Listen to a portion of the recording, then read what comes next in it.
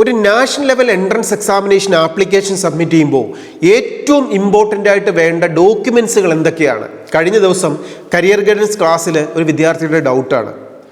നമ്മളിവിടെ മനസ്സിലാക്കേണ്ട ഒരു കാര്യം, ഏതൊരു എൻട്രൻസ് എക്സാമിനേഷൻ ആപ്ലിക്കേഷൻ സബ്മിറ്റ് ചെയ്യുമ്പോഴും ആപ്ലിക്കേഷൻ സബ്മിഷൻ പ്രൊസീജിയർ കഴിഞ്ഞാൽ നമുക്കൊരു കറക്ഷൻസിനുള്ള സമയം തരും.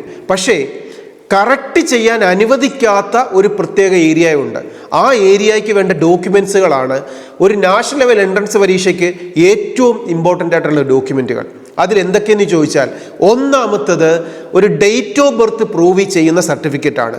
രണ്ടാമത്തത് നാഷണാലിറ്റി പ്രൂവ് ചെയ്യുന്ന സർട്ടിഫിക്കറ്റ് ആണ്. മൂന്നാമത്തത് കാൻഡിഡേറ്റിൻ്റെ നെയിം, ഫാദറിൻ്റെ നെയിം, മദറിൻ്റെ നെയിം, ഇതൊക്കെ പ്രൂവ് ചെയ്യുന്ന ഡോക്യുമെൻസുകളാണ്. ഇതിനൊക്കെ നമുക്ക് എന്തൊക്കെയാണ് വേണ്ടത്? ഒരു ഡേറ്റ് ഓഫ് ബർത്ത് പ്രൂവ് ചെയ്യാൻ നമുക്ക് ബർത്ത് സർട്ടിഫിക്കറ്റ് യൂസ് ചെയ്യാം. ആ ബർത്ത് സർട്ടിഫിക്കറ്റിൽ ഒരു പരിധി വരെ പ്ലേസ് ഓഫ് ബർത്തും ഉണ്ടെങ്കിൽ ഈ ഒരു document date of birth prove ചെയ്യാനും നാഷണാലിറ്റി പ്രൂവ് ചെയ്യാനും നമുക്ക് ഉപയോഗിക്കാം. നമുക്ക് ഈ നാഷണാലിറ്റിയുടെ ഇമ്പോർട്ടൻസ് നമുക്കറിയാം.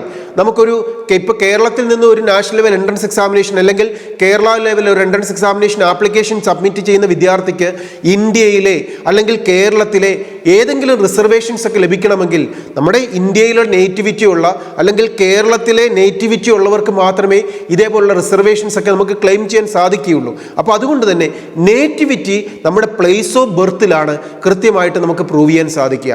അപ്പം നമ്മുടെ ഡേറ്റ് ഓഫ് ബർത്ത് പ്രൂവ് ചെയ്യുന്ന സർട്ടിഫിക്കറ്റിൽ ഡേറ്റും പ്ലേസ് ഓഫ് ബർത്തും ഉണ്ടെന്ന് ഉറപ്പുവരുത്തുന്ന ഒരു ഡോക്യുമെൻ്റ് നമ്മുടെ കയ്യിൽ വേണം. ഇനി അത് ബർത്ത് സർട്ടിഫിക്കറ്റ് ആയിട്ട് നമ്മുടെ കയ്യിൽ ഇല്ലെങ്കിൽ നമുക്ക് 10ാം ക്ലാസ്സിൻ്റെ സർട്ടിഫിക്കറ്റിൽ ഇതുണ്ടോ എന്ന് ചെക്ക് ചെയ്യുക. ഉണ്ടെങ്കിൽ ഈ സർട്ടിഫിക്കറ്റ് ഇതിന് വാലിഡ് ആയിട്ടുള്ള ഡോക്യുമെൻ്റ് ആയിട്ട് നമുക്ക് ഉപയോഗിക്കാം. ഇനി ഇതിനോടൊപ്പം തന്നെ നമുക്ക് വേണ്ടി വരുന്നത് നമുക്കൊരു ആധാർ കാർഡാണ്. ഈ ആധാർ കാർഡ് എന്ന് പറയുന്നത് ഒരു ഗവൺമെൻറ്റിൻ്റെ രജിസ്ട്രേഡ് സർട്ടിഫിക്കറ്റ് ഡോക്യുമെൻ്റായി നമ്മുടെ നെയിം, ഫാദറിൻ്റെ നെയിം, മദറിൻ്റെ നെയിം, ഇതൊക്കെ സ്പെല്ലിംഗ് മിസ്റ്റേക്കുകൾ ഇല്ലാതെ കൃത്യമായിട്ട് സബ്മിറ്റ് ചെയ്യാനുള്ള ഒരു ഡോക്യുമെൻ്റ് ആയിട്ട് നമുക്ക് സബ്മിറ്റ് ചെയ്യാം. ഇവിടെ പ്രത്യേകം ശ്രദ്ധിക്കേണ്ട ഒരു കാര്യം, ഈ ആധാർ കാർഡ് നമ്മളൊരു സ്കൂളിൽ ജോയിൻ ചെയ്യുന്ന സമയത്തൊക്കെ തന്നെ എല്ലാ വിദ്യാർത്ഥികളും എടുത്തിട്ടുണ്ടാവും. പക്ഷേ 15 വയസ്സ് കഴിഞ്ഞാൽ ഫോട്ടോ അപ്ഡേറ്റ് ചെയ്ത് നമ്മുടെ ആധാർ കാർഡ് നമ്മൾ റിന്യൂ ചെയ്യണം. ഇത് റിന്യൂ ചെയ്യാത്തവരുടെ ആധാർ കാർഡ് എപ്പോഴും പ്രശ്നങ്ങളിലേക്ക് പോവുകയാണ് പതിവ്. അപ്പോൾ അതുകൊണ്ട് തന്നെ എല്ലാ വിദ്യാർത്ഥികളും 15 വയസ്സിന് ശേഷം ആധാർ കാർഡ് അപ്ഡേറ്റ് ചെയ്യുക. ഇതിനോടൊപ്പം നമ്മൾ ഈ ആധാർ കാർഡിലുള്ള നമ്മുടെ നെയിം, സ്പെല്ലിങ്ങുകൾ ഉൾപ്പെടെ 10ാം ക്ലാസ്സിൻ്റെ സർട്ടിഫിക്കറ്റിലും ബാക്കിയുള്ള എല്ലാ ഡോക്യുമെൻസിലും ഫാദറിൻ്റെയും മദറിൻ്റെയും നെയിമും കാൻഡിഡേറ്റിൻ്റെ നെയിമും സ്പെല്ലിംഗ് മിസ്റ്റേക്കുകൾ ഇല്ലാതെ കറക്റ്റ് ആണെന്ന് സബ്മിറ്റ് ചെയ്യാൻ പറ്റുന്ന ഡോക്യുമെൻസുകൾ, സർട്ടിഫിക്കറ്റുകൾ നമ്മുടെ കയ്യിൽ ഉണ്ടാവണം. അപ്പോൾ ഇത്രയും കാര്യങ്ങളാണ് നമുക്കൊരു കറക്ഷൻസ് അനുവദിക്കാത്ത ഏറ്റവും ഇമ്പോർട്ടൻ്റ് ആയിട്ടുള്ള ഡോക്യുമെൻസുകൾ നമുക്ക് വേണ്ടത്.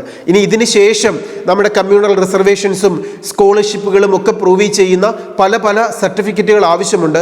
പക്ഷെ അതിലൊക്കെ ഉപരിയായിട്ട് ഏറ്റവും പ്രാധാന്യത്തോടെ നമ്മുടെ nationality, date of birth, name, ഇത്രയും പ്രൂവ് ചെയ്യുന്ന സർട്ടിഫിക്കറ്റുകളാണ് നമുക്കൊരു നാഷണൽ ലെവൽ എൻട്രൻസ് പരീക്ഷകൾക്ക് ഏറ്റവും പ്രാധാന്യത്തോടെ നാം കറക്റ്റ് ചെയ്ത് വെക്കേണ്ടത്. പഠിക്കുന്ന സമയത്ത് തന്നെ ഇതെല്ലാം കൃത്യമായി കറക്റ്റ് ചെയ്ത് വെക്കുന്നത് ഒരു ഹറിബറി ഇല്ലാതെ എൻട്രൻസ് എക്സാമിനേഷൻ ആപ്ലിക്കേഷൻ സബ്മിറ്റ് ചെയ്യാൻ നമുക്ക് സാധിക്കും.